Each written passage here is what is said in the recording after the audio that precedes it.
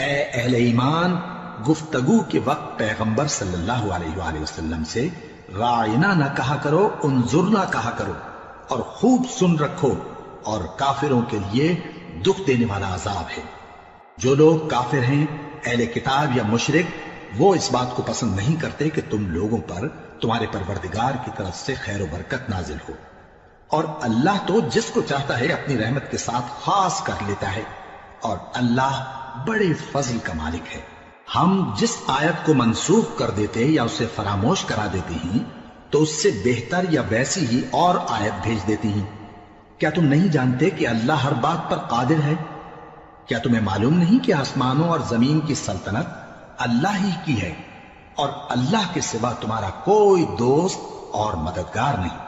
مسلمانوں، کیا تم یہ چاہتے ہو کہ اپنے پیغمبر صلی اللہ علیہ وآلہ وسلم سے اسی طرح کے سوال کرو جس طرح کے سوال پہلے موسیٰ سے کیے گئے تھے؟ اور جس شخص نے ایمان چھوڑ کر اس کے بدلے کفر لیا تو یقیناً وہ سیدھے رستے سے بھٹک گیا۔ بہت سے اہل کتاب اپنے دل کی جلن سے یہ چاہتے ہیں کہ ایمان لا چکنے کے بعد تم کو پھر کافر بنا دیں، حالانکہ ان پر حق ظاہر ہو چکا ہے، تو تم معاف کر دو اور درگزر کرو یہاں تک کہ اللہ اپنا دوسرا حکم بھیجے۔ بے شک اللہ ہر بات پر قادر ہے۔ اور نماز ادا کرتے رہو اور زکوٰۃ دیتے رہو، اور جو بھلائی اپنے لیے آگے بھیج رکھو گے اس کو اللہ کے ہاں پالو گے۔ کچھ شک نہیں کہ اللہ تمہارے سب کاموں کو دیکھ رہا ہے۔ اور یہودی اور عیسائی کہتے ہیں کہ یہودیوں اور عیسائیوں کے سوا کوئی بہشت میں نہیں جانے گا۔ یہ ان لوگوں کے خیالات باطل ہیں۔ اے پیغمبر، ان سے کہہ دو کہ اگر سچے ہو تو دلیل پیش کرو۔ ہاں، کیوں نہیں؟ جو شخص اللہ کے آگے گردن جھکا دے یعنی ایمان لے آئے اور وہ نیکوکار بھی ہو تو اس کا صلہ اس کے پروردگار کے پاس ہے، اور ایسے لوگوں کو قیامت کے دن نہ کسی طرح کا خوف ہوگا اور نہ وہ غمناک ہوں گے۔ اور یہودی کہتے ہیں کہ عیسائی رستے پر نہیں، اور عیسائی کہتے ہیں کہ یہودی رستے پر نہیں، حالانکہ وہ کتاب الہی پڑھتے ہیں۔ اسی طرح بالکل انہی کسی بات وہ لوگ کہتے ہیں جو کچھ نہیں جانتے یعنی مشرک۔ تو جس بات میں یہ لوگ اختلاف کر رہے ہیں اللہ قیامت کے دن اس کا ان میں فیصلہ کر دے گا۔ اور اس سے بڑھ کر ظالم کون جو اللہ کی مسجدوں میں اللہ کے نام کا ذکر کیے جانے کو منع کرے اور ان کی ویرانی کے لیے کوشش کرے۔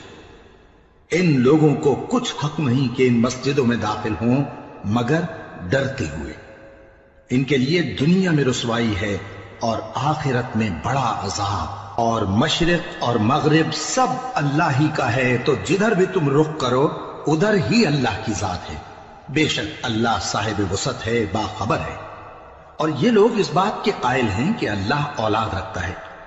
نہیں، وہ پاک ہے، بلکہ جو کچھ آسمانوں اور زمین میں ہے سب اسی کا ہے، اور سب اس کے فرما بردار ہیں۔ وہی آسمانوں اور زمین کا پیدا کرنے والا ہے، اور جب کوئی کام کرنا چاہتا ہے تو اس کو ارشاد فرما دیتا ہے کہ ہو جا، تو وہ ہو جاتا ہے۔ اور جو لوگ کچھ نہیں جانتے یعنی مشرک، وہ کہتے ہیں کہ اللہ ہم سے کلام کیوں نہیں کرتا، یا ہمارے پاس کوئی نشانی کیوں نہیں آتی۔ اسی طرح جو لوگ ان سے پہلے تھے وہ بھی انہی کسی باتیں کیا کرتے تھے۔ ان لوگوں کے دل آپس میں ملتے جلتے ہیں۔ جو لوگ صاحب یقین ہیں ان کے سمجھانے کے لیے ہم نے نشانیاں بیان کر دی ہیں۔ اے پیغمبر، ہم نے تم کو سچائی کے ساتھ خوشخبری سنانے والا اور ڈرانے والا بنا کر بھیجا ہے، اور اہل دوزخ کے بارے میں تم سے کچھ پرسش نہیں ہوگی، اور تم سے نہ تو یہودی کبھی خوش ہوں گے اور نہ عیسائی، یہاں تک کہ ان کے مذہب کی پیروی اختیار کر لو۔ ان سے کہہ دو کہ اللہ کی ہدایت یعنی دین اسلام ہی ہدایت ہے، اور اے پیغمبر، اگر تم اپنے پاس علم یعنی وحی الہی کے آ جانے پر بھی ان کی خواہشوں پر چلو گے تو تم کو اللہ کی پکڑ سے بچانے والا نہ کوئی دوست ہوگا نہ کوئی مددگار۔